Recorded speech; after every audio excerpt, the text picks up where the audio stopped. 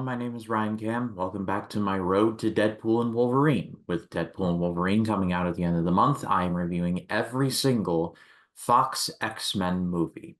And I've already covered X-Men 1 and 2, linked above in the right-hand corner if you want to check those out.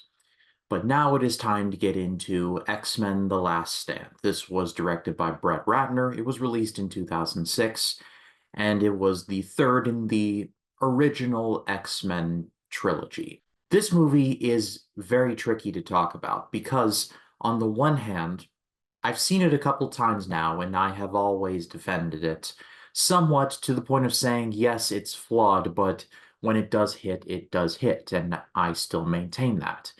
However, in the grand context of the rest of the series, it's not really that great either. This movie's it's very weird, especially in the series that it occupies in. It's one of those movies where it's honestly more fascinating to think about the backstage stuff than the movie itself. For example, the director's chair was very much a hot seat. Bryan Singer was eyed to direct a third X-Men movie and complete the trilogy, but he instead chose not to, leaving the project and leaving Fox and going over to Warner Brothers to direct Superman Returns. God help me for when I review that movie next year. And some of the directors considered for X3 included, but were not limited to, Joss Whedon, who up until that point had created a comic book storyline for the astonishing X-Men called Gifted, which received wide acclaim, but he turned it down. Darren Aronofsky, who had just come off of directing The Fountain, but he declined, and possibly the most timeline shifting one if this ended up in fact happening, Matthew Vaughn. Matthew Vaughn would direct X-Men First Class 5 years after the release of The Last Stand. However, Vaughn was so involved in the project that you can see some of his character decisions and casting choices in the final product. It was Matthew Vaughn's idea to cast Kelsey Grammer as Beast. So Matthew Vaughn's DNA is littered throughout The Last Stand. Kind of similar to X2, this movie was a Frankenstein's monster in the writing room. There are pieces of not only Matthew Vaughn's work, but also of Zach Penn's work and Simon Kinberg's work to come together into some sort of an unholy trinity. Vaughn, like I talked about, his fingerprints were all over this, to the point that he pretty much refined all of the major action sequences in the movie and didn't even receive a writer's credit. Come on, man, that's garbage. And probably the biggest thing to come out of my research, or the one that my jaw hit the ground when I found this out, it turns out the Dark Phoenix storyline was not a studio mandate. It was actually something Simon Kinberg and Zach Penn wanted to do. And it was the vaccine stuff, the cure stuff, that the studio tried to shoehorn in, and they won. In my own opinion, and I'll talk about this later, the cure stuff was far more interesting than anything Dark Phoenix related. So it's crazy interesting to me to think about just how Fox wanted to just shoehorn in this stuff about a cure, and they succeeded, but that was somehow far more interesting than the Dark Phoenix in this movie, who is one of the more infamous storylines in the history of the X-Men comics. Like I said, this movie's difficult to talk about because it's kind of a mess. It's a mess of good ideas, but just subpar execution. I'll equate this to another Marvel movie, Spider-Man 3, which came out a year later. I will defend Spider-Man 3 till the cows come home, but I also recognize that Spider-Man 3 is a mess. You got count them, three villains that were supposed to tie off everything that started in Spider-Man 1 and 2, while also introducing Flint Marko as the Sandman and Venom. So Sony wanted to just have their cake and eat it too, with all the big Spider-Man storylines that they started, while also introducing some new ones, and it kind of failed. Though, again, I will happily defend Spider-Man 3 all day long. Pretty much the same thing happened in the case of The Last Stand. Not only do you have the Dark Phoenix stuff, but you also have the stuff with the Cure. You also have new X-Men that are introduced, like the aforementioned Beast, played by Kelsey Grammer, but you also have Angel, played by a baby-faced Ben Foster. Seriously, look at him. He is so young in this. You have the Juggernaut, played by Vinnie Jones, and you basically have new X-Men who are shoehorned in and basically said, hey, cheer for these people or boo them respectively, when they had been given no real introduction up to that point. And that was sacrificed, and that their introductions were sacrificed, or well, major characters that were introduced in X-Men 1 and 2 were sacrificed so that they could get more screen time. Probably the three biggest examples of this were Cyclops, who gets a total of 3 scenes before being given the literal kiss of death by Dr. Jean Grey. Mystique, who is completely shunted in the movie, is shot with a cure dart and turned into a regular human being, and then Magneto just dumps her. Bye bye, bitch. And then you got Rogue, who casually leaves to go get the cure, and then seemingly gets the cure so that she can get together with Bobby Drake and have a proper relationship.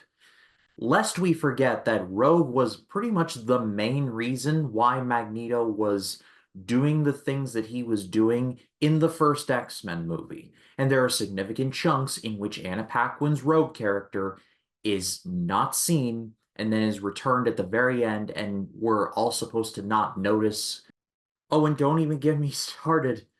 Don't even get me started on some of the stuff that they do with Professor X and Magneto in this. I could do that all day.